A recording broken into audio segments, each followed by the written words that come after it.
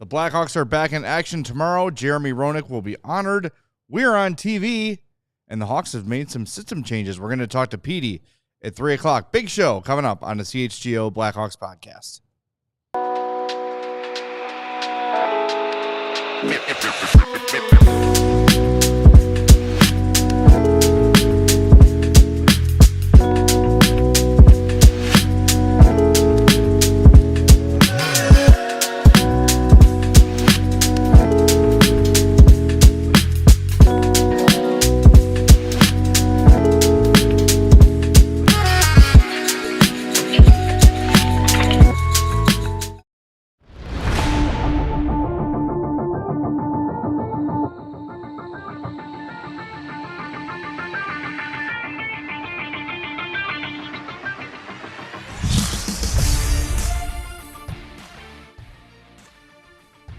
Happy Hump Day. Welcome into the CHGO Blackhawks podcast. I'm Jay Zawoski with Greg Boyson and Mario Tirabassi. Nate is here running the show. We got a lot to do today, lots of kind of like little smaller things going on. And then the second half, it's going to be balls to the wall, hockey breakdown with our pal Steve Peters. It's going to be a big one. It's going to be a fun one. Do us a favor, hit that like button on the YouTube page. Make sure you are subscribed to our YouTube page as well. And if you're listening on the podcast, follow, subscribe, rate, review, all that great stuff. We would really, really appreciate that.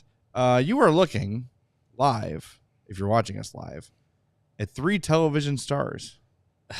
And you can tell your friends. Well, we're already on TV. Well, we're on Xfinity. Fast TV. Hey, this is stuff people got to pay for. That's right. There's other certain people in this town that wish they were on Xfinity. That's true. Yes, that's true. Like we've said all along, like it's hard, it's difficult to be on Xfinity. Apparently, they'll put any idiot on Xfinity. Yeah. So we got notice yesterday that hey, by the way, you guys are going to be in the Road to the Winter Classic episode that comes out tonight. You'll remember when Alex Vlasic was here the first time he was here. He was being followed by the Road to the Winter Classic crew. And filmed his entire first appearance with us and was hanging around. And, yeah, it was really cool. That'll be tonight's episode, part of tonight's episode. Yeah. Not the whole episode. Not the whole episode. I mean, we wish. Yeah, we would demand payment after so many, so much time. But it's just cool to see. And you'll get a good look at our studios here. Mm-hmm. So, yeah, it comes on TNT and Max tonight. Check it out. I watched episode 1 the other day. Kind of feel like a pilot episode a little bit, like they're kind of setting the stage for everything. Yeah, you got to get through season 1, and then it really opens up. Yeah, let the characters grow. Well, I believe there'll be, it was a newsworthy week in Chicago, so yeah, I'm thinking they'll tackle a little bit of that, and that's the interesting thing about the difference between what the Blackhawks are doing with their every shift episodes and this Road to the Winter Classic. Like he was here filming that like 3 weeks ago, but it's on the same episode in which there will be, content surrounding the coaching change, which just happened. So it's very interesting how they're kind of like some meld of timelines. But I mean, the Blues content in episode 1 was post Jim Montgomery being hired, which happened like the week that episode came out. So it's very very cool, very interesting how that crew is doing the Road to the Winter Classic this year. It's probably happened the entire time that the series has been out, but it's just cool to kind of like know a little bit more about like the background of when things happened and when they actually air. One thing I've noticed this time around, or at least through the first 2 episodes, there doesn't seem to be as much on the actual games. Yeah, like a lot less game action. Past, when it was on HBO, it was a lot of like they showed you, what was going on in the games leading up to the Winter Classic and behind the scenes in the room and stuff like that. That's where like all the good quotes came from. Chirp clips and all that. Yeah, where the Quinville peanut butter came from. Yeah, that's right. Yes, that's right. From that Winter Classic one. So not as much. It's more of the Olympic style special interest story. Get to know the athletes the ice stuff. Here's the the God, why can't I think of the Joseph brothers will be Yeah. featured in tonight's spoiler alert. It's more this time around. It's more on the get to know the players more than In the on-ice action. than like the true behind the scenes. I mean, that's stuff. that's what we've been asking for as hockey fans is like, let's illustrate the personality of some of these guys. And obviously, fans of CHGO have seen Alex Vlasic's got a great personality. He's a really thoughtful guy, intelligent guy. Wyatt Kaiser was featured in episode 1 a lot. So he'll be part of things. Like I like that they're getting to know the players a little bit, the human element, because I think hockey's done a really poor job of that.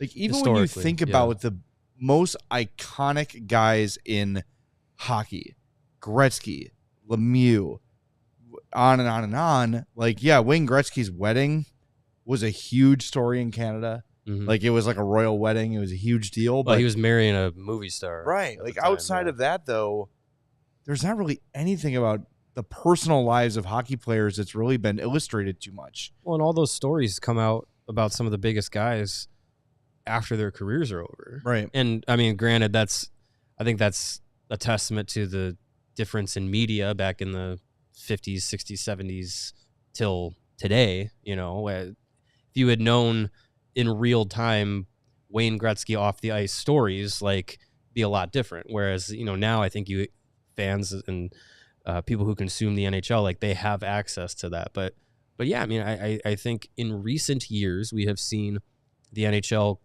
kind of get it. We're trying. Hey, there is something to what everyone's been screaming about for 10 years. Like, let's feature the players who are actually out there and their personalities rather than just saying, well, it's Bruins and it's Blackhawks. Like, no, like, go with the players. The players are what people get interested in. I think like Joe Thornton is such a good example. It's a guy who just had his number retired in San Jose, and now all the stories are coming out about Joe Thornton. And like people who covered the team and teammates, like they all know the kind of guy Joe Thornton is. But now it's like the rest of us are kind of getting like, oh wow, this guy's he's pretty, a really interesting character. And like you even see like a guy who was maligned in Chicago for many reasons, Chris Pronger, is out doing, like public speaking and like those sort of things. Like It feels like it's taking a lot of guys. And I think part of this is on the players too, of you've got to also have the willingness to share a little bit. Oh yeah. Like you can go and say, we're going to spend a month with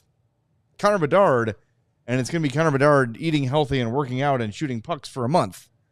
Like it's up to the players a little bit to open that door. And the thing with Joe Thornton, where the story is that, who is the is it the four Douglas the 4-goal? No. The one where he bought where he put the Douglas Murray. Douglas Murray, thank you. Told the story about how Joe Thornton called him one day.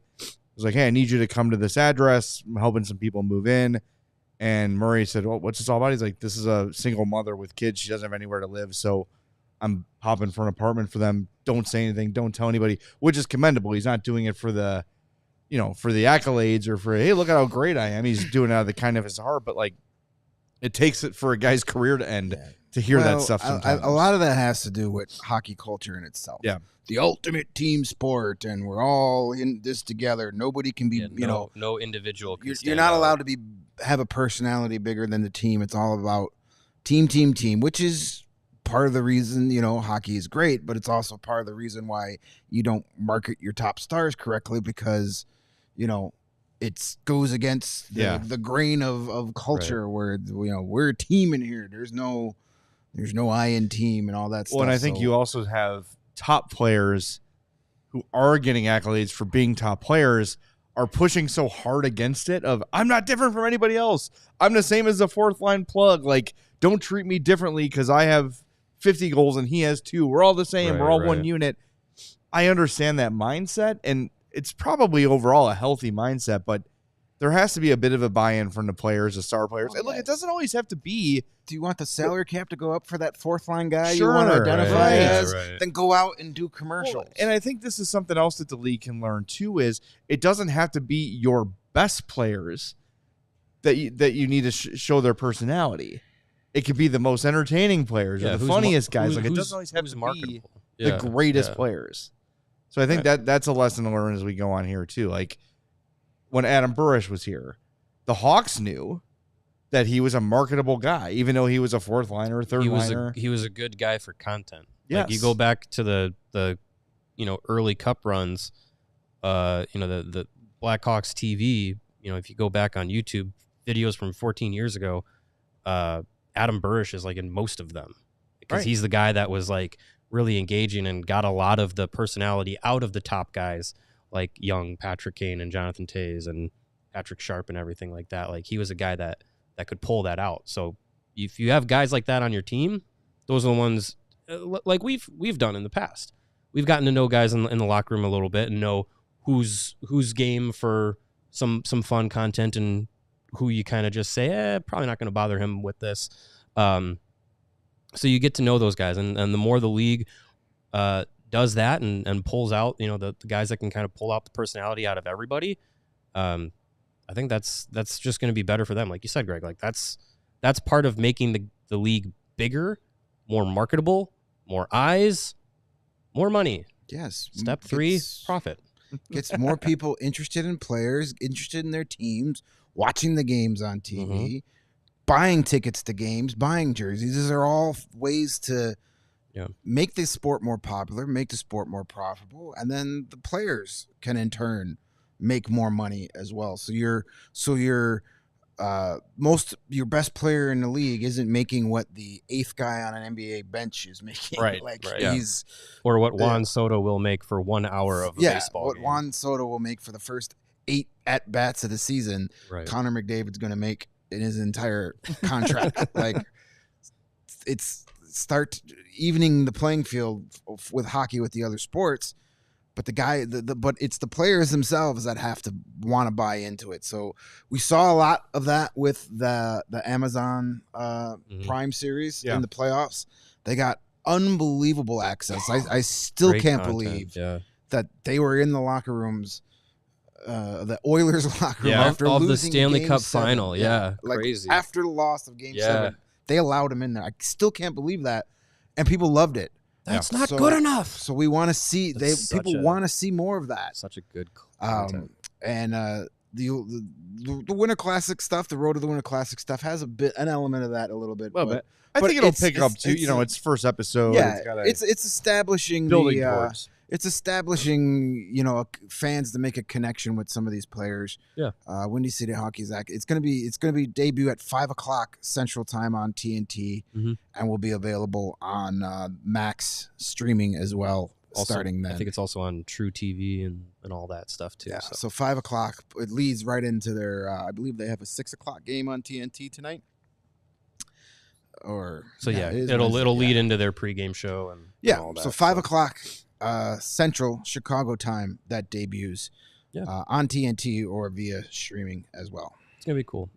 Yeah, I'm looking forward to it. We're going to talk about someone who never shied away from the camera coming up next. Speaking of a personality. But before we hit the break zone, when you last heard us, we had seemed like we had sold out our top shelf takeover. We were close. But those two tickets in the cart were left in the cart, so they've been released. There are 2 tickets left for our sweet takeover, our top shelf event.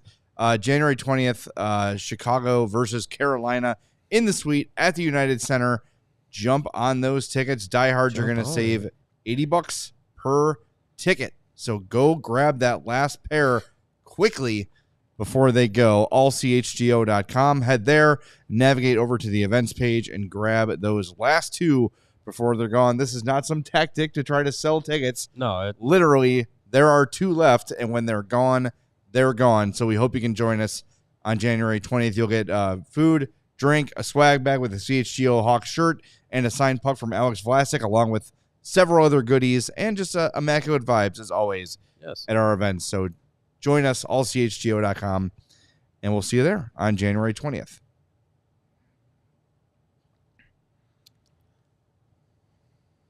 But first, we want to tell you about one of our favorite sponsors.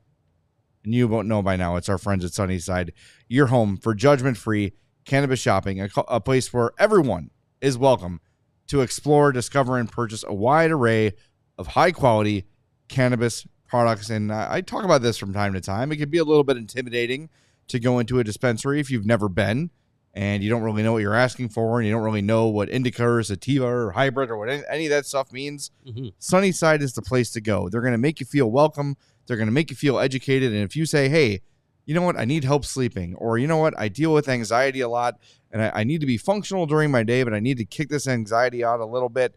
What do you got for me? The pros at Sunnyside are going to help you out. They've got over 100 strains on their menu and great brands, including my two favorite, Good News and Mindy's. They're outstanding, and their new Island Vibes vapes are wonderful. Get those before they're gone. We have a regular in our chat who picked them up last night. Nice. I don't want to incriminate that person. Maybe they'll speak up for themselves in the chat. But be like them and visit sunnyside.shop for bright buys every day, including 50% off your first 3 online purchases. Enter promo code HICHGO at checkout to qualify. Exclusions apply. Sunnyside Cannabis Dispensary. Bright buys every day, only for 21 plus or Illinois MedCard holders.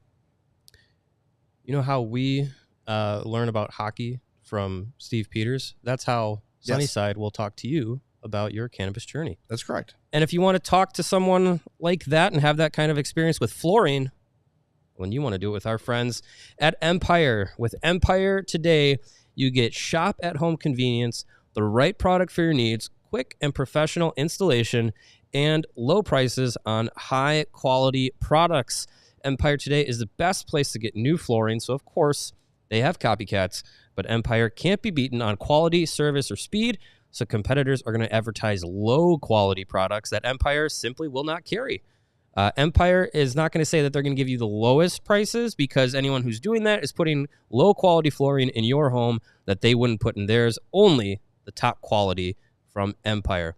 And one of the cool things that they have is the virtual floor designer. It's a great way to see how new floors will look in any space in your home or apartment or wherever you want floors. It's easy. All you got to do is snap a picture and instantly see how new floors will look in your room. So what you got to do is schedule a free in-home estimate today. All listeners can receive a $350 off discount when you use the promo code CHGO. Restrictions do apply. Again, use the code CHGO, $350 off. Go to empiretoday.com/CHGO for more details. All right, coming up, speaking of, we were saying before the break, people that always understood the value of being accessible and entertaining, Jeremy Roenick is going to be honored by the Blackhawks on Thursday, December 19th. That's going to be fun. Troy Murray will moderate a pregame Q&A with JR at the United Center Atrium. That'll start at 5:45. The game that night against Seattle. We'll be there. I already RSVP'd for the 3 of us. Good idea. So we'll be there. We'll be sending some video and audio and stuff like that. Let's try to get JR before that happens, too. I sent a note out seeing if we can maybe set up an interview to get Roenick in here. It would be cool to talk to him. But no word about retiring a jersey. Not yet. I don't think that's happening. Not yet. I wonder if this is in lieu of retirement. I don't know. In place or a precursor? In place of. I feel like, maybe it was made to be nothing, but I feel like Lucas Reichel changing his number wasn't nothing, because it also coincided with Roenick being inducted into the Hall of Fame. And I believe it was Scott Powers when he did his annual, hey, why'd you pick your number kind of thing. One of his stories with The Athletic, Reichel, I believe, was quoted in saying, I was told to change my number, so I went back to what I wore in Germany. So I don't think there's any reason that you would make one of your guys that you imagine to be part of the long-term plans in Chicago to change their number from 27 to something else just willy-nilly. So here's the quote from Reichel. The Blackhawks texted me in the summer, and they're like, it'd be good if you change your number. And I said, yeah, no problem. There you go. I'm 22 years old. I didn't really know Jeremy Roenick, but I knew he was a great player. That's why he's in the Hall of Fame now. You got to respect that. For me, 27 wasn't really my number. On and on and on. But yeah, he was basically told, hey, if you wouldn't mind, take that number off your back. Yeah, this feels like a stepping stone to Jeremy Roenick getting his number retired. Yeah, and I know the reported criteria that goes into includes a Hall of Fame induction. Well said. So I know the rules. And the thing was, it didn't happen this year because the Hall of Fame induction class came out after the tickets went on sale. So you're not going to then say, hey, we're going to do the jersey retirement on this date of a game that's already 95% sold out. Well, and also you need time to plan those and things. You know, that's why last year the Chelios thing was announced in September. And it happened in February. And and the tickets hadn't even gone on sale yet. The single day tickets hadn't even gone on sale yet, because you're not going to add something to a ticket that's already out there. You're going to do it ahead of time so you can then make that ticket as premium as possible, right? And make the demand for that game go up. So I could see it happening next year or in the next couple of years. There's no real rush. I don't think there's going to be a lot of jersey retirements over the next couple of years. Maybe they wait for, you know, a Ring of Honor type thing for the 100th anniversary coming up. I think the Hawks saw how popular the Chelios night was and said, oh, we need to start paying attention more to these 90s guys, because there is a market for that. Granted, the Stanley Cup guys are going to get all their flowers, and they deserve each and every one of them, and they're going to be super popular. Well, they had the host night. The 90s guys had, you know, you're talking Chelios and Roenick and Belfour and that whole group. I think how popular the Chelios night was, I think the team was like, that era needs more attention, because now everybody who was our age in that area. Well, Danny Wirtz was our age in that era. Exactly. And when we grew up in that era, right? We became huge fans in that era. Now we have disposable income and we can get all the cool memorabilia that we couldn't get when we were 12 years old. So there's a whole nother market there that you could tap into. And I think the Chelios night played into that, where they went, wow, the response to this was amazing. People are into it. We should probably try and get another one or two of these guys nights like this. This Roenick thing is kind of a nice little, hey, we're going to recognize you. We're going to get you can go out and do a little victory lap. And then I think next year they'll do a full I think thing. so. I mean, you know, in 2 years, we just determined this, but is 2 years from now going to be the 100th anniversary? It's celebration? The 26-27 season. Yeah, so 2 years from now. Not this season, not next season, not next season year, after next. the year after. So you're definitely going to get at least one that year, you'd think. Maybe several. Of number of retirements. Oh, yeah.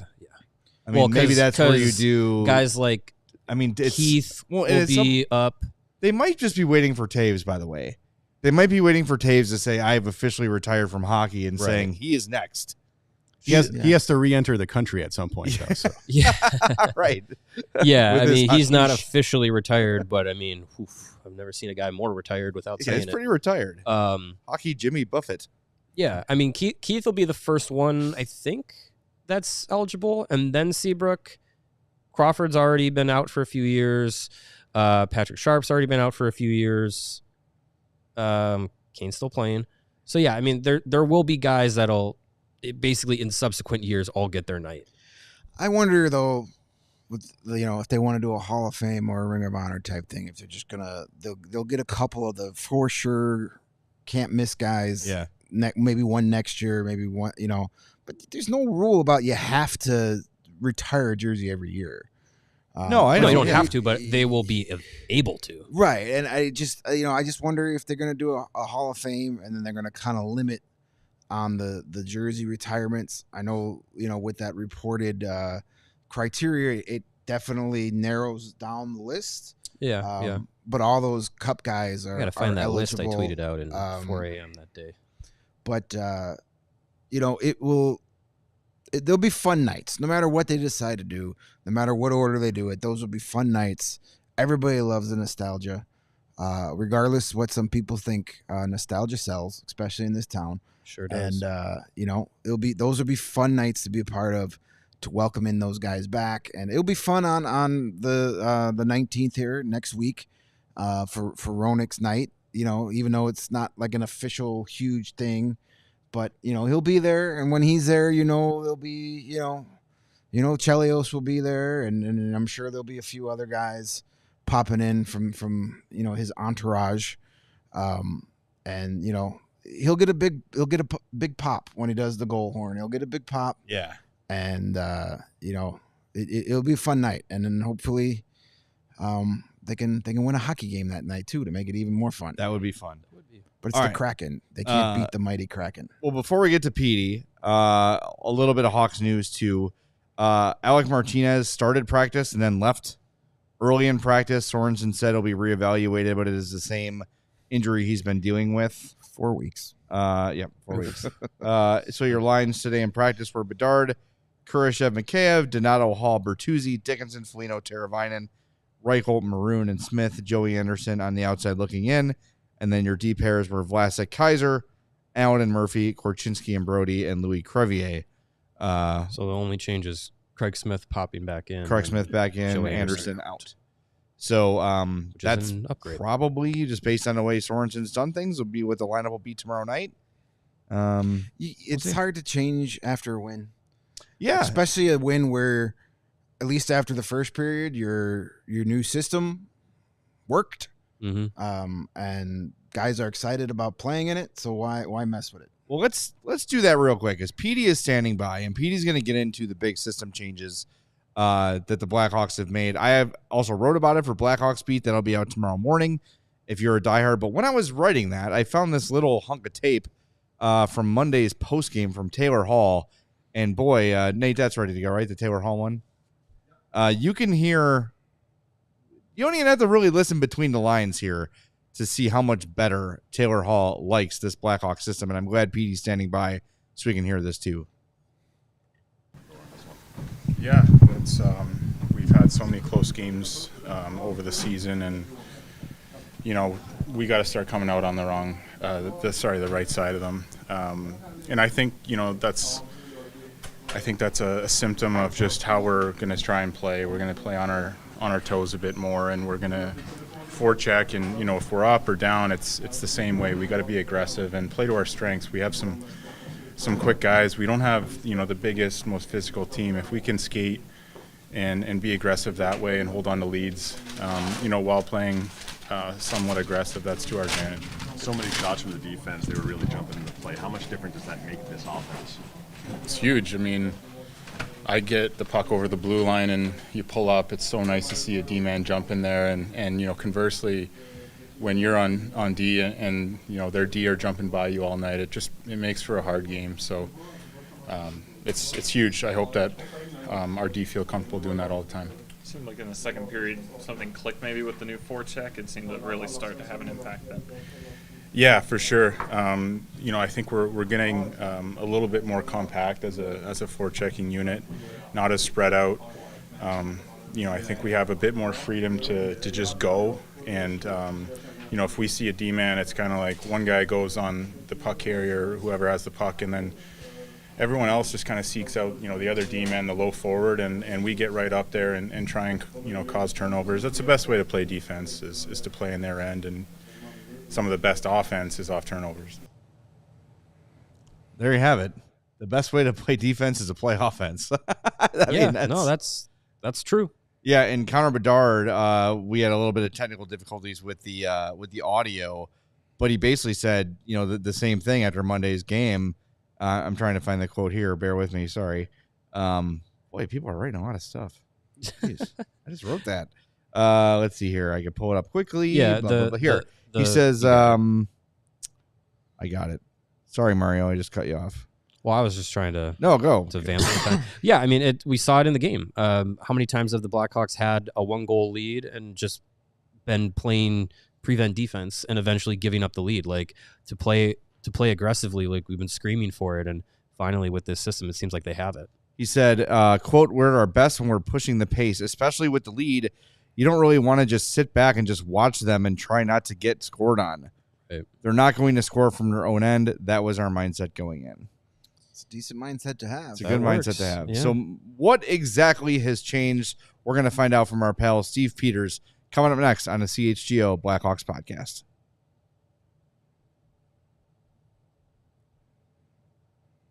But you know by now that we are sponsored by Chicago Sports Network, the new home of the Blackhawks, Bulls, and White Sox games. CHSN will broadcast more than 300 live games per year across the Hawks, Bulls, and Sox, and will feature a full lineup of original Chicago-focused sports content. They're also Chicago-based, Chicago-built, and Chicago to the core. No ketchup on CHSN, my friends. And they're bringing it to every corner of Chicago across our 77 neighborhoods and beyond. It's CHSN. Chicago, that's you, comes first. Visit CHSN.com. That's CHSN.com for more info on how to watch the Bulls, Hawks, and Sox games all season long. And I now have the pleasure to tell you about our friends over at Family Farms. Their culinary journey is woven with passion, dedication, and commitment to crafting the finest bacon-wrapped chicken, my friends. Are we doing this whole thing in that voice? A timeless delicacy that has tantalized taste buds since 1974. But every time I see the word passion, I got to say it like that. Of course. You can join them on this flavorful adventure where every bite tells a story of tradition, quality, and the enduring spirit of Family Farms. The tradition continues. Now you can find Family Farms bacon-wrapped chicken even easier. Look for them in the meat department at your local Woodman's, Mariano's, or Burkett's. Craving a taste of home without leaving yours? Check out baconwrappedchicken.com or click on the link for the Amazon store, which also includes the legendary Rocky Rococo's Italian sausage. And to find out when their new amazing Cajun Nation flavors will become available with an authentic Louisiana bite.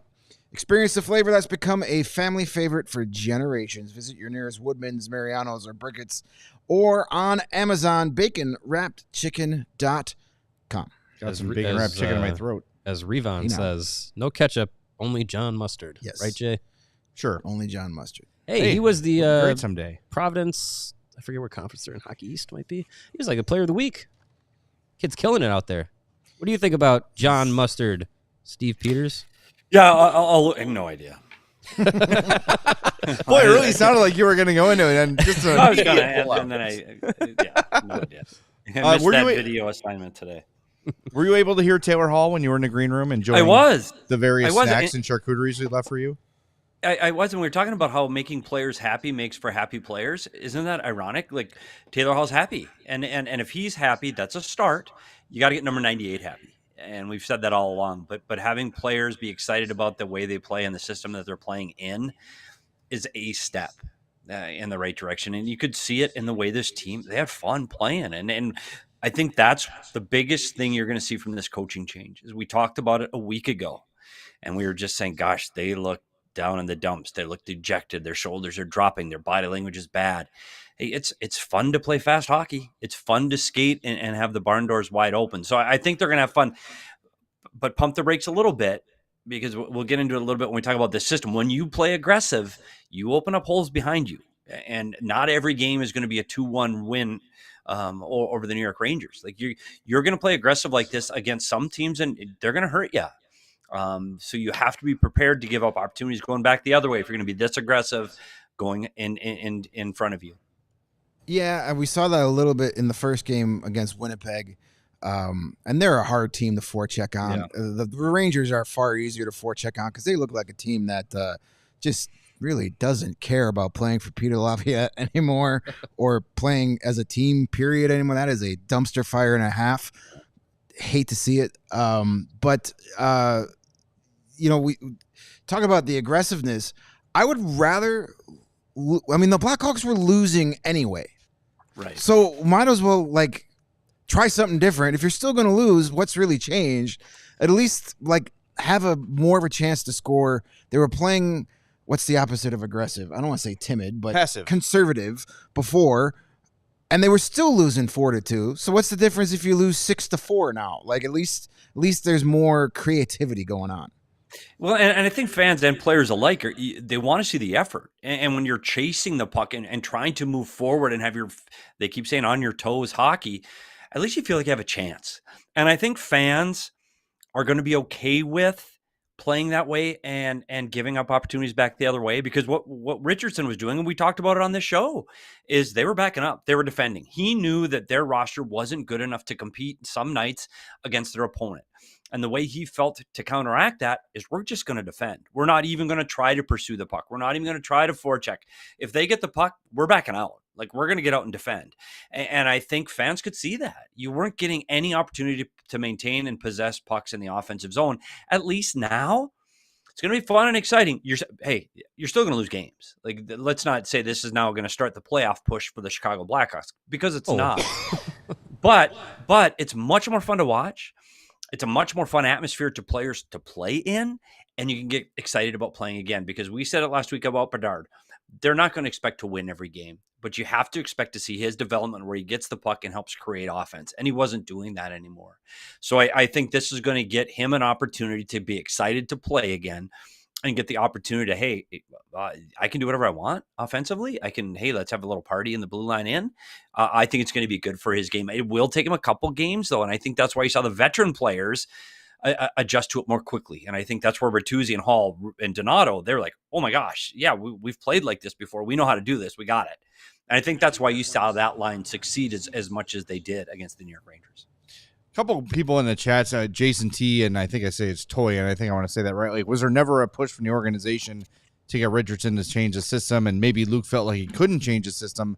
I think we've maybe underestimated the fact that Luke just was trying to win games, knowing that his option was up after this year, knowing he was being evaluated. And he probably felt, when he looked down that roster sheet, that his best chance to win was to try to win games 3-2 or 2-1 or whatever.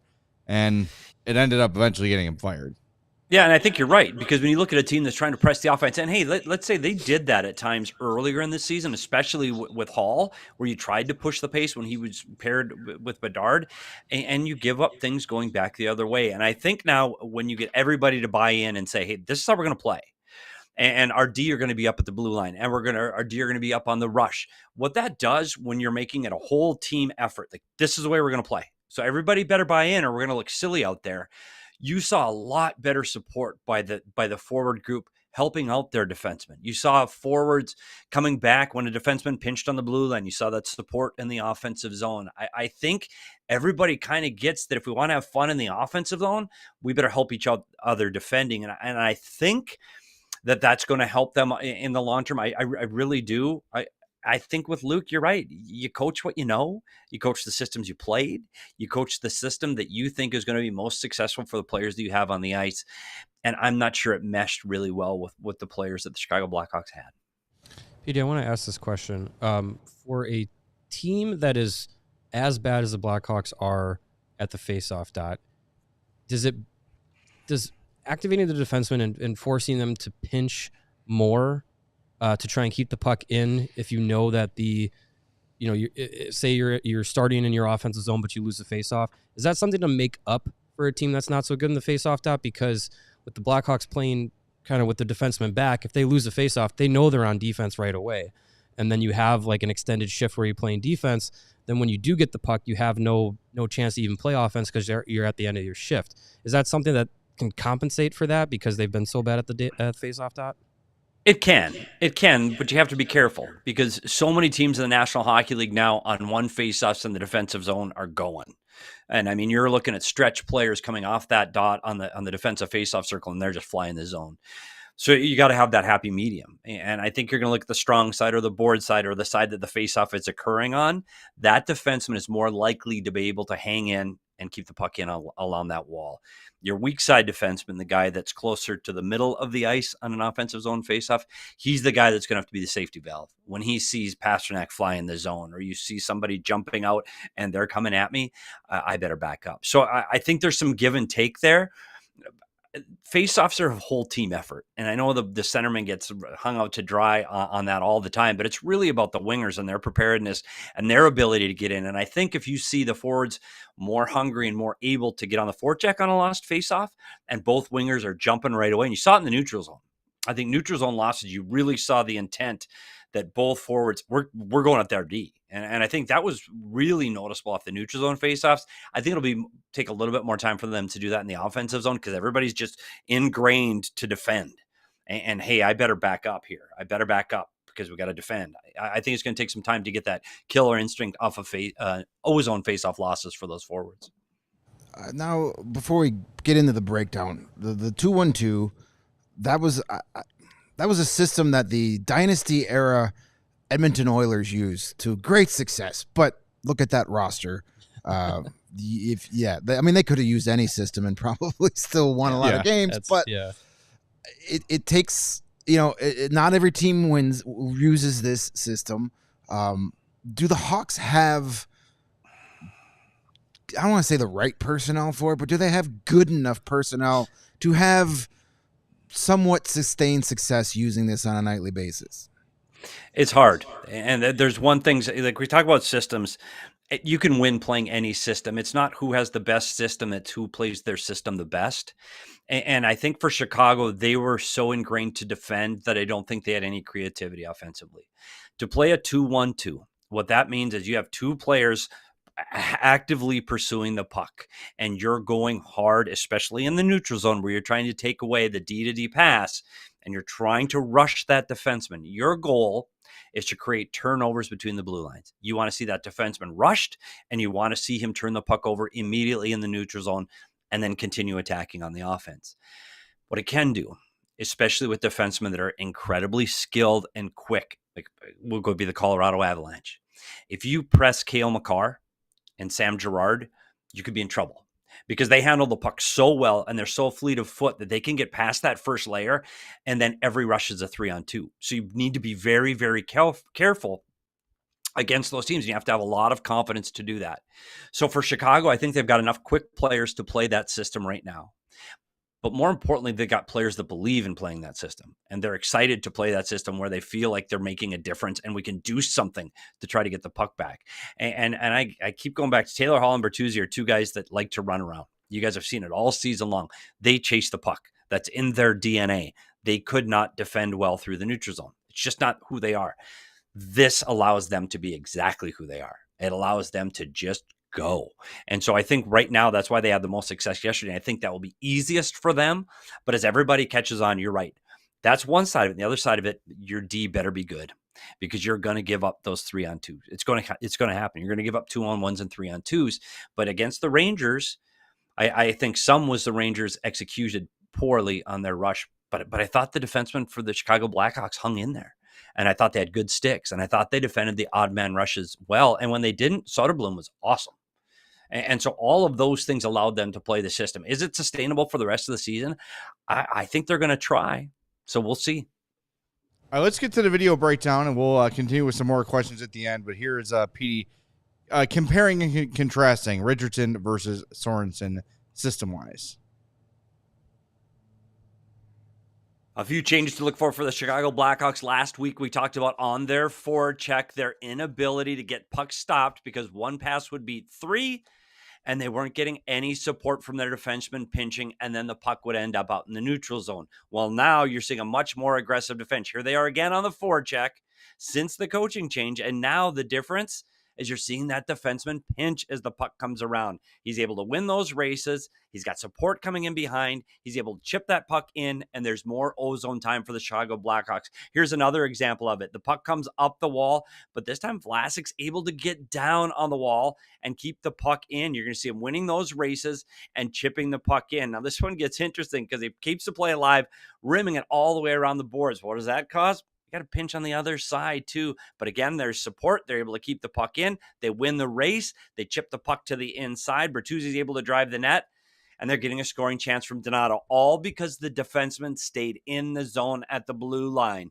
They're doing it from all over the ice. You're seeing a lot more of the defenseman coming down, winning those races, and maintaining more offensive zone time. The other thing they're doing is changing it up, trying to be more aggressive in the neutral zone. Prior to this, they're a 1-2-2 all the time. First player is trying to steer the puck to the side. The second layer, the 2, they're trying to protect the middle of the ice and force everything over to this side of the ice. And then your last 2 in the 1-2-2, that's the defenseman. Again, they're trying to protect the strong side. Everything is trying to pinch to the wall, and you're trying to force those opponents to dump the puck. Well, now they're trying to be more aggressive in the neutral zone. What happens? Instead of that forward chasing, now each forward is responsible for a defenseman. That forces the defenseman to make quicker decisions. So here's your 2. And as the puck comes up the ice, There's your one.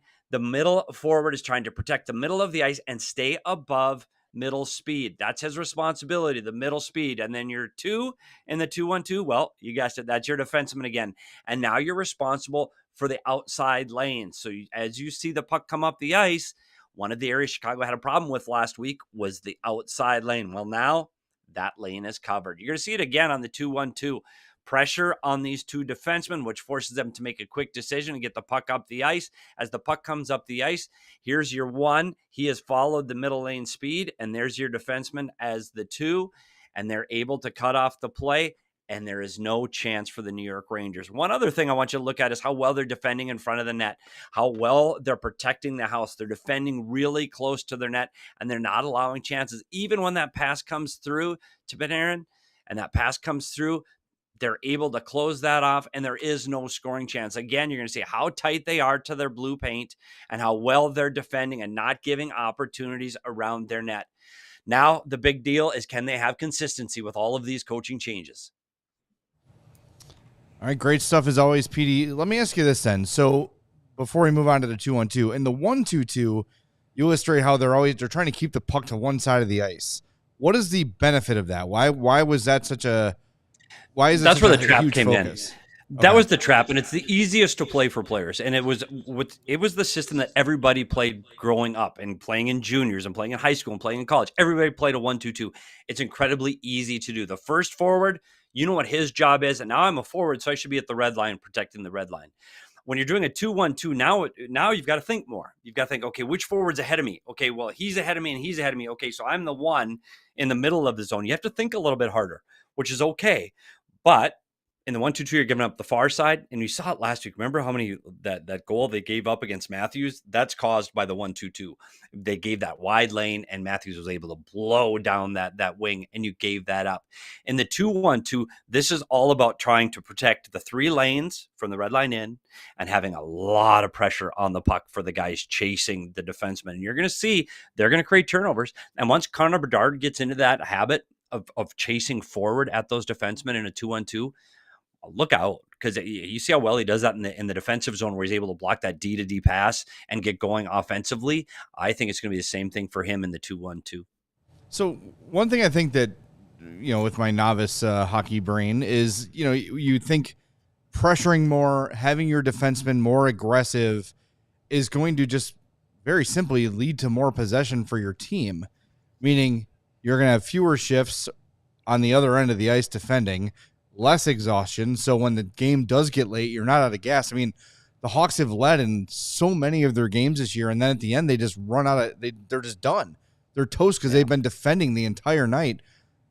With this 2-1-2, it feels like they'll just have the puck more. And if it's 10, 20% more than the other games it was, that's 10, 20% more energy they're going to have to close things out at the end. Hey, I agree with that, but one other thing you keep in mind, Jay, when they're trying to have those tight gaps in the neutral zone, meaning they want to be as close to the opponent forward that's coming at them as they possibly can. And I think that they're so used to backing off and giving that guy all of that room that now they're going, okay, my coach trusts me. He's going to let me close the gap on this, and I'm going to create turnovers. And if I get beat, that's okay. My partner's going to bail me out. And I think, watch the Stanley Cup champions. This is how the Florida Panthers play. They are unbelievably aggressive on the puck, and it's fun to play as long as you trust your teammate. So you're right. Now the defenseman, instead of having to defend all the time, now they could use that energy jumping up and joining the rush. You're going to see more four-man rush, and you saw it last night. It's starting to happen. It's going to take a little bit of time to break all of those habits. They've been playing this way for a very long time, and it's just automatic. The good news is they've had time to practice between the Rangers and the Islanders, and they get a day off again before they play New Jersey. So hopefully they continue to get those reps and watch the videos, because I do think that's how they're going to be able to switch these systems more quickly. You mentioned the defenseman being more aggressive, and that was something that for 2.5 years Luke Richardson kept saying, I want our defensemen to be more aggressive in the offensive zone, but yet we weren't seeing that a whole lot. Was that a product of the 1-2-2 where you did a breakdown a couple weeks ago where it was like guys had a chance, but they were on the outside of the blue line instead of the inside of the blue line? Was that just a product of the system? I don't know if that part is right now. If the mandate is to hold into the blue, you'll watch some teams, and I don't think Chicago's there yet, where it's do or die. You stay. Like you'll see a defenseman staying inside the zone for some teams when all the forwards are even out of the zone. That's how far they go, and Florida is one of those teams. I think honestly, I think it was partly fear. I think there's a lot of fear for the Chicago defensemen. They did not want to get beat with speed. And I don't know what the message was like in the locker room. I don't know what their one-on-one discussions with the coaches were, but they look like a group that they were at all costs going to keep the play in front of them, that they were so afraid to make a mistake that they were not willing to hold in and stay in as long as they possibly could. Now, I think we've seen it in just a few games. Now, go ahead, stay in there. Stay in there. We want you to stay in there. And hey, if you make a mistake and it goes back the other way, you've got your other D and our goaltender will bail you out. And you get that kind of freedom in your, we talked about fear. Fear is dangerous. Now I can relax and I go, okay, I'm not afraid to make a mistake. And I think that's as much to do with them holding the pucks in the blue line as it is the system. The system will help give them the confidence, but it's the coach that allows them to make mistakes that really helps build that confidence for those defensemen. Because Chicago, you can talk about all their great forwards and their skill and speed up front. But if you want to drive the offense, it's going to have to come from the back end. And that's how the good teams in this league generate their scoring now. They're not getting the goals, but they're allowing the forwards to get the puck. I wonder if that's a product of now, like, they're feeling they're not afraid to make a mistake, of having Sorensen behind the bench, who is coming from the AHL, developing young players, where you don't want those guys to be afraid of making mistakes, because they're there to learn and you're there to teach. Now you bring that philosophy up here where you're like, hey, fine, make a mistake, but let's just not make the same one over and over again. And let's make one mistake. Let's not make 2 and 3.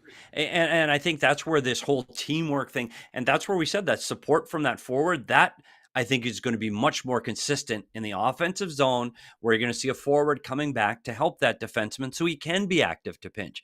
Again, it's a mindset. And I think after 2 games, he's captured that. However, it's 2 games.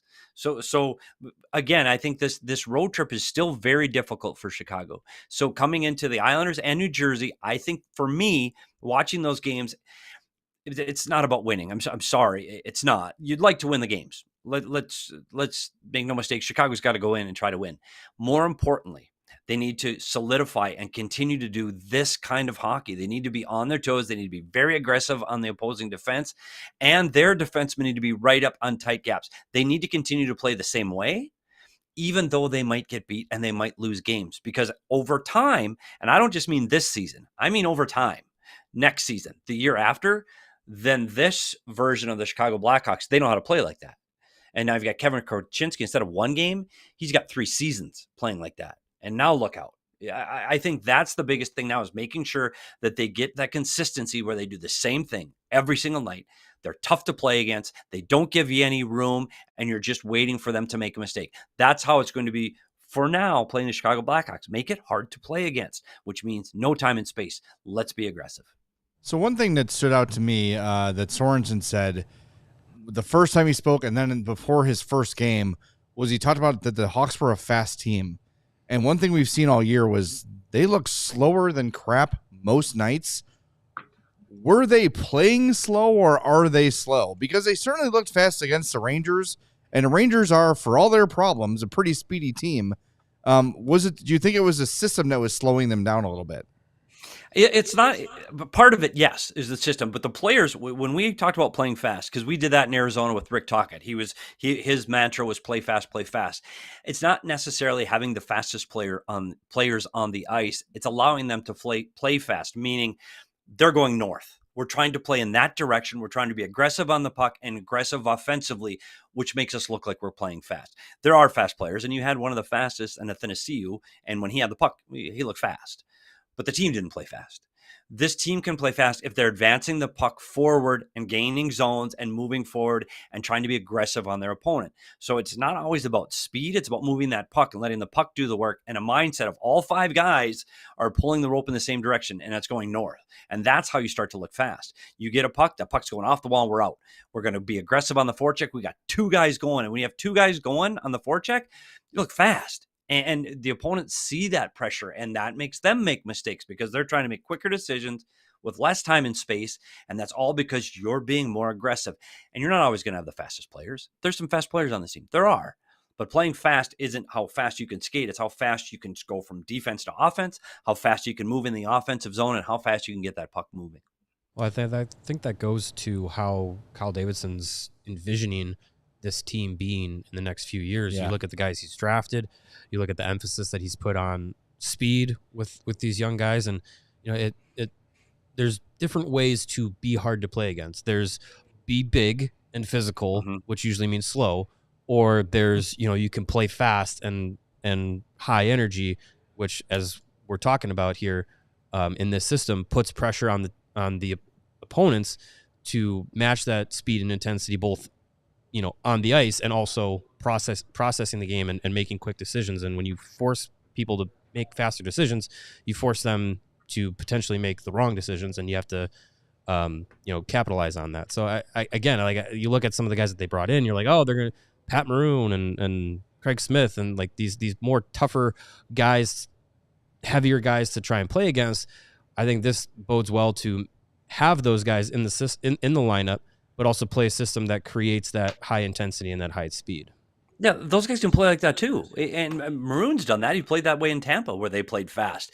It doesn't mean you have to be the fastest skater. It's just you have to have the green light to go. You've got to be able to allow those players to forecheck. But one thing I want to talk about, especially in the neutral zone, for fans watching the game tomorrow night against the Islanders, playing a 2-1-2 in the neutral zone where you're attacking their defensemen for the opponents. If you don't have support, meaning there aren't two forwards there, because you're defending, you dump the puck out into the neutral zone, you are still going to see sometimes when it's only one player forechecking. Because when that team starts coming at you, you can't just run at them and be aggressive and give yourself up. So you're still going to see sometimes you're playing it looks like a 1-2-2 because the forward's not there. You can only chase when it's allowed to, when you're allowed to chase. If you have two defensemen coming straight at you and you can see their logos, you probably aren't going to see that aggression from the Chicago forwards. But when you see the backs of their jerseys and see their numbers and their names, look out. Then it's all bets are off and they're coming at you. So be a little patient as a fan that, hey, they're supposed to be aggressive. They're not always going to be, because you're just giving yourself up and they're going to be playing behind you. So it's not always, it's when you can. Petey, do you have like 5 more minutes to hang out? We got a couple questions from the audience I want to get to as well. But we got to wrap up the televised portion of our show. So if you want to continue watching, you go to allchgo.com or stay on the, non-televised outlets. We'll get more coming up with Petey in a second, but we want to remind you 2 tickets remain for our Top Shelf Takeover, Hawks and Hurricanes, January 20th at the United Center in the suite. Food, drink, swag, good times, great vibes, all that great stuff. You're going to get a signed puck from Alex Vlasic, a CHGO Blackhawks t-shirt. Really, really a great event. The first of these that we've done. We'll have other takeovers coming, but this is our only Top Shelf event of the year, so we'd love to see you there January 20th. And the best way to save on this event is to be a diehard, because you get $80 off per ticket. And if you got those tickets in your cart and you're not a diehard, guess what? A diehard membership's $80. So you sign up and you're basically getting the membership for free. So kill 2 birds with 1 stone, become a CHGO diehard. Do that. Here's how. AllCHGO.com is the website. Navigate over there. Go to the Die Hard tab. You'll see very easily how to sign up. You'll get a free t-shirt or hat upon sign up right away, or $35 off a hoodie like mine or like Mario's. You also get access to all of our great written content, Rebuild Report, Pigs and Puck, Morning Chirps, Blackhawks Beat, all the great stuff from all the other beats here. A new shirt every year. Upon renewal, 20% off all of our merch, our events, our takeovers, and everything. Access to our members-only Discord. Basically, you need it. If you're a CHGO fan, you need to become a CHGO diehard, and you might as well do it now, because you're basically saving on that ticket big time. So take advantage of the deal, save on your tickets, and hopefully we'll see you January 20th over at the United Center for our Top Shelf Takeover. And again, got a lot of people watching today. We haven't hit 100 likes yet, and that's shameful, especially with Petey standing by. He'd be very upset if we don't hit 100 likes. So let's get over the 100 like threshold, please, before we wrap up the show here on CHGO Blackhawks. Okay, couple questions from the audience. Jaybirds Music says, curious if Petey sees a valuable hypothetical trade that would fit Chicago and the new system to enhance. No. And I think, and here's the reason though. Darn. The reason is the guys that can play this system are the guys you're hoping to have down in Rockford right now. And I think you're talking about the speed and the youth and the young players that you have right now. I think they've been playing this system. I would assume they've been playing this way with Sorensen down there. They're accustomed to his way of coaching. I don't think a trade for this team right now is the answer, because I don't know what you're going to have to give up. Like I guess when the trade deadline comes up, and if Hall continues to play like this and Bertuzzi is able to play like this, if people are looking to pick up assets from Chicago, then yes, you're going to look at speed. You're going to look at players that can play in a quick system, but I don't think that's imperative for this team right now. Landon Slagert's pretty fast. Frank Nazar's pretty fast. Yeah. Oliver Moore has some speed. Oliver Moore is fast, and he'll be a pro sooner rather than later. Yeah, I'm not thinking the trade route is the player personnel change that this roster is going to have. I mean, we were all looking for a change, and it turned out to be the coach. Yeah. And I think now we give that some time, and I think it's very evident that Frank Nazar will be here soon. Like it's almost been said by Kyle Davison and others. It's a matter of time here. Yeah. So that'll be your mid-season upgrade. We have a super chat from Young Dangle God leaning into the bit, says, easier when, quoting Petey, it's easier when you trust your teammates. Would be easy to trust Kaner to score on a stretch pass breakaway. Just saying. So he paid his $1 fine for mentioning Patrick Kane. And by the way, Young Dangle God, have you watched Patrick Kane play this season? He ain't getting a breakaway on anybody. Connor Bedard's got twice as many points as Patrick. And then there was one more question about how we don't have to find it necessarily, Nate. Basically, the gist of it was, how does this new system benefit Bedard specifically?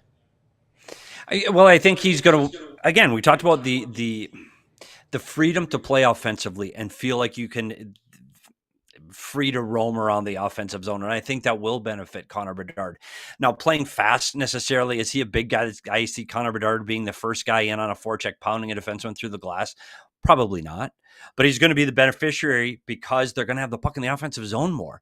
The play to look for, and where I think Bedard's going to get the puck more, is when that D pinches down the wall because of the ability for that defenseman allowed to go into the offensive zone. That puck's kept alive right there.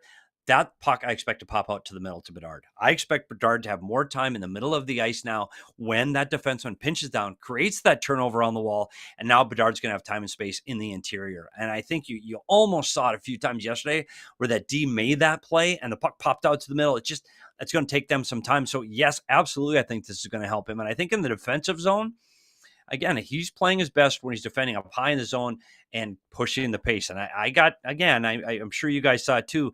In that game against the Rangers, he left the zone. He was outside the blue line at times, and he hasn't played like that in a little while. So I think, yes, he's excited to be offensive again. I know he didn't show up on the score sheet, and I'm not quite sure that this is the line matchup for him right now. You talked about Nazar coming back and Craig Smith's out of lineup. I think you're still going to see some shuffling of these lines over the next week or two. All right, Petey. We appreciate it, man. Great stuff as Buddy, always. Thanks for having me. Thanks for having me, guys. It was fun. Yeah, we will talk to you next week for sure. Thanks, guys. All right, that is Steve Peters. That is our All-City Senior Hockey Analyst. Great stuff. Makes us smarter every week. Makes you smarter every week. It's really great to have him as part of our team, and I hope he never leaves. I feel smarter.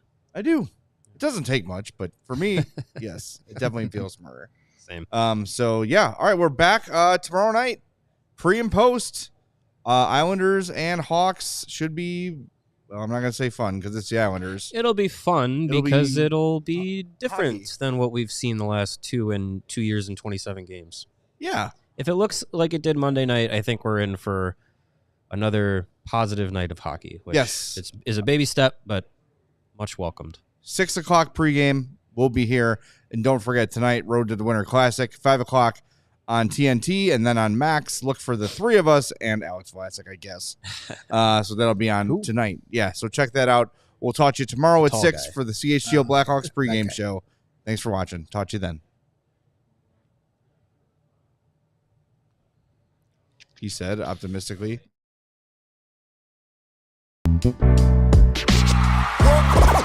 all silly like the mayor.